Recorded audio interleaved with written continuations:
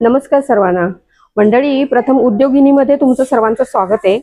आजचा ब्लॉग जो आहे ना, तो आपण एका ठिकाणी आलोय आणि काय माहितीये का, ह्या वेळेला असं वाटतंय ना की सण इतके भराभर जात आहेत ना.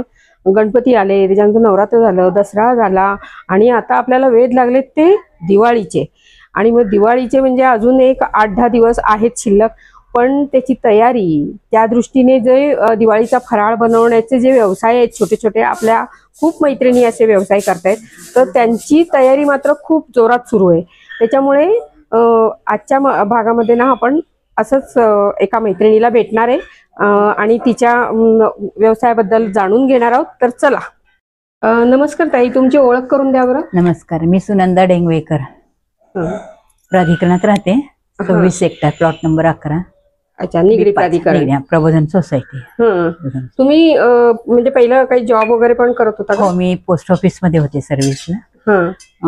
6 महिने राहिल्यावर रिटायरमेंट घेतली. अच्छा, म्हणजे रिटायरमेंट झालेली आहे? झालेली आहे रिटायरमेंट. आणि आता 15 वर्ष झाली मला रिटायरमेंट होऊन. रिटायरमेंट म्हणतं झोकून दे. आधी मला आवड होती स्वयंपाकाची वगैरे, हे ते मैत्रिणीकडे जाऊन मदत वगैरे करून हे करून येत होते मी. मग सहज हे केलं, तर मग सगळ्या मैत्रिणींनी उचलून धरलं. एवढं सगळं चांगलं होतं तर थोडं थोडंसं आम्हाला देत जा. डब्याला टेस्ट आहे तर असं करत जा. मग असं करत करत करत कसं दिवाळीचं सुरुवात केली फराळाची. ते सगळ्या मैत्रिणी माझ्या, त्यांच्या तिचे नातेवाईक वगैरे, मैत्रिणींचे नातेवाईक वगैरे असं सगळे घ्यायला लागले माझ्याकडून.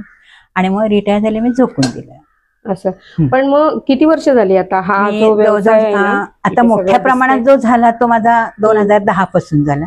आणि छोटं छोटं करत होते ते मी 96 सालापासून थोडं थोडं थोडं थोडं करत होते. अच्छा, म्हणजे जसं सुट्टी मिळेल तसं सुट्टीत वगैरे करून देत होते मी. म्हणजे म्हणतात ते माउथ पब्लिसिटीनेच तुमचं वाढलेलं आहे. बाकी तुम्ही काही असं जाहिरात वगैरे काही तुम्हाला ते वाढवायचंच नव्हतं. छंद होता.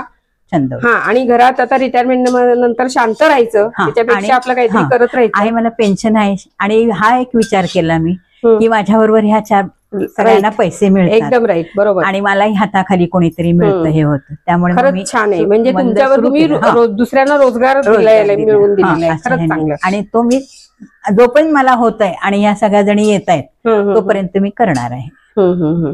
हाताखाली ठेवल्यानंतर तुम्ही तसे ऑर्डर घेऊ शकता. कारण आता लोकांना ती टेस्ट कळले. कारण शक्यतो कसं स्वच्छता आणि हे सगळं बघितलं जातं, त्याची क्वालिटी पण बघितली जाते. पूर्ण 12 महिने चालू असते. 12 महिने मी लग्न मुंजीचे पण घेते ऑर्डर्स.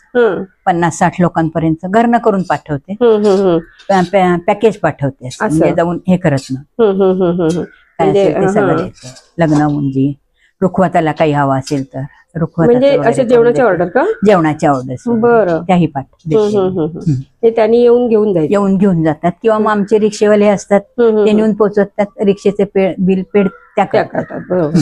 असं करतात. पण हे आता इथे काम तर दिसतंय आम्हाला चालू आहे. आता किती जण आहेत तुमच्या हाताखाली? 8 ते 10 जणी आहेत. 8 ते 10 जणी आहेत. याचा अर्थ ऑर्डर चांगल्याच आहेत. प्रश्नच नाही. खूपच सुंदर. आणि तुमचं अभिनंदन खास. तुम्ही 8 ते 10 जणींना व्यवसाय, म्हणजे त्यांना रोजगार. 4 आचार्य आहेत माझ्याजवळ. मोतीचूर लाडू वगैरे करतो आम्ही, आचार्याला बोलून ते पण करतो. म्हणजे हे दिवाळीचा फराळ हा फक्त दिवाळीपुरता केला जात, 12 महिने चालू आहे आता. सर्रास म्हणजे ते वापरलाच जातो. त्याच्यामुळे ह्याला तर म्हणजे वर्षाचे 12 महिने मार्केट आहे. बरोबर. म्हणजे तुमच्या जर हाताला टेस्ट असेल, तुम्ही सगळे नियम फॉलो करत असेल, स्वच्छता आणि हे सगळं, तर तुम्हाला कसंही कस्टमर एक म्हणजे माउथ पब्लिसिटी नाही, एकीला आवडलं तर ती 10 जणांना सांगतात. आणि हेच तर खरं आहे. त्यामुळे वाढत गेलं माझं, एकमेकीच्या सांगण्यावरून वगैरे असं वाढत गेलं. बाळंत विडे पण करते मी, आवड आहे म्हणून. म्हणजे बरंच सगळं स्वतःला पूर्ण बिझी टाकलेलं आहे. का की कुठे इकडे तिकडे जाऊन मला बसायला नाही आवडत. काम असतात माझी, पापड कुरड्या. आता तुमचं वय किती आहे? 74 रनिंग. मंडळी आणि जास्त करून मैत्रिणी हो. म्हटलं तर मंडळी म्हटलं ना तरी चालेल, कारण ज्येष्ठ नागरिक झाल्यानंतर आपण काय करायचं हा बऱ्याच जणांना प्रश्न असतो. हो. आणि मग ते कसं म्हणजे वैतागलेलं होतं जीवन. जीव मग हा, एकाकीपणा येतो, मुलं आपल्या आपल्या कामामध्ये व्यस्त असतात. पण हे असं काहीतरी आपल्याला आपला छंदामध्ये जर गुरफटवून घेतलं ना तर हे खूप छान आहे. आपल्या समोर उदाहरण आहे, त्यांच्याकडे बघा तुम्ही आणि त्यांच्यापासून प्रेरणा घ्या सगळ्यांनी. हे चालू आहे ना काम, ते हे काय आहे, कसं काय आहे, म्हणजे रवा आहे का? नाही, कणिक आहे, जाड कणिक आहे, जाड कणिक आहे. हा, त्याचे काय लाडू आहेत? नाही, त्याचं हे करायचं, करंजीमध्ये सारणामध्ये घालायचंय. असं रव्याच्या ऐवजी रव्याची कचकच लागते ना, मग करंजीनी म्हणजे कणकेने अशी मिळून येते, सारण मिळून येतं. आणि हे ह्याच्यात घालतात. करंजी ओल्या नारळाच्या आणि सुक्या दोन्ही आहे. इथे पण बरंच काय काय दिसते. आता हे खाऱ्या शंकरपाळ्या आहेत ना, आणि इथे ही लाडूची तयारी आहे. बेसनचे पोह्यांचा चिवडा आहे आणि हा पातळ पोह्यांचा पण आहे. आणि हे चिरोटे म्हणाले ना, आणि इथे चकली दिसते आणि ही गोड शंकरपाळी आहे का? अच्छा, कारण बऱ्याचशा ऑर्डर आता सुरुवात झालेली आहे. पण ही भाजणीची चकली आहे. हो, भाजणीची चकली आहे. हे जायचेत म्हणजे आता हे सगळे अमेरिकेला जायचेत म्हणून. हो का? म्हणून लवकर म्हणजे अमेरिकेला म्हणजे बाहेर पण जातात. माझी मैत्रीण आहे तिथे. हा, मैत्रीण आहे आणि नात आहे माझी तिथे. तिच्या ओळखीने तिला हवे असतात त्यामुळे पाहिजे असतं सगळ्यांना, घेऊन जातात पार्सल त्यांचं ते करतात. बरोबर आहे, बरोबर. भातचा आहे माझा. खूपच छान. तुमच्याकडून सगळ्यांनी प्रेरणा घेणं आवश्यकच आहे खरंच. म्हणजे निराश न होता, कारण हा थोडासा रिटायरमेंट नंतरचा, कारण तुम्ही जे काम करत असता ऑफिसवर सगळ्यांमध्ये बसून, आणि नंतर तो एकदम एकाकीपणा येतो, म्हणजे ते काम करायची सवय थोडासा खूपच डिस्टर्ब. पहिले 8-10 दिवस मला बरं वाटलं, कारण घरातली कामं वगैरे मी आवरली केली. 9व्या दिवशी खूप इतकं हे झालं मला की नको आता आपण घरात बसायला. कुठले मी ऑफिसमध्ये जाऊन मैत्रिणींना भेटून आले, जाताना एवढ्या उपमा वगैरे करून घेऊन गेले. तासभर 2-3 तास बसून करून आले मी त्यांच्याकडनं. जरा बरं वाटलं ना. त्या म्हणाले, अगं तुझं हे सुरुवात कर बरं आता. म्हणाले नाही ठेवायचं, बसायचं नाहीस. मग नंतर ह्या सगळ्या जणी यायला लागल्या. त्यांना म्हटलं तुम्ही येणार का? म्हटलं तुम्ही येणार का? ते म्हणाले आम्ही येतो. मग विचार केला, आपल्याला पेन्शन आहे, पेन्शन म्हणजे ह्याचीच जरूर आहे असं नाही आहे आपल्याला.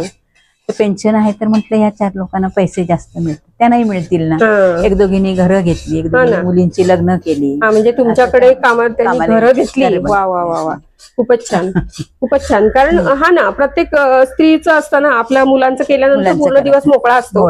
मग काय करायचं, कारण असतं सगळं, पण ते आयडिया येत नाही काय करायचं. आणि एकीला तेवढं धाडस होत नाही, ते तुम्ही त्यांना संघटित करून त्यांना काम दिलं. हे तर खूपच छान आहे, म्हणजे खूपच छान. आणि आता इथे पण काहीतरी दिसतंय, ही तयारी, हे करंज्यांची तयारी, सुक्या खोबऱ्याची करंजी. अच्छा अच्छा, त्याची तयारी चालू. हा, आता ते लाडू करतायत ना? बेसनाचे लाडू आहे. साखर, वेलची पूड वगैरे सगळं टाकून तयार आहे. आता फक्त वळायचं काम चालू आहे. आणि मग वरती काय बेदाणा लावायचा. आणि ही ऑर्डर अमेरिकेची आहे म्हणून तुम्ही लवकर झालंय ते. ओके, खूप छान.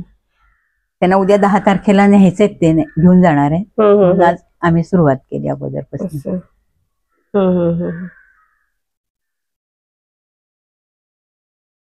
हा, हे चिवड्याचं पण तुम्ही सगळं तयार करूनच ठेवलं होतं ना? तयार करून, सगळी तयारी करून ठेवली. मिश्रण करून हे केलं.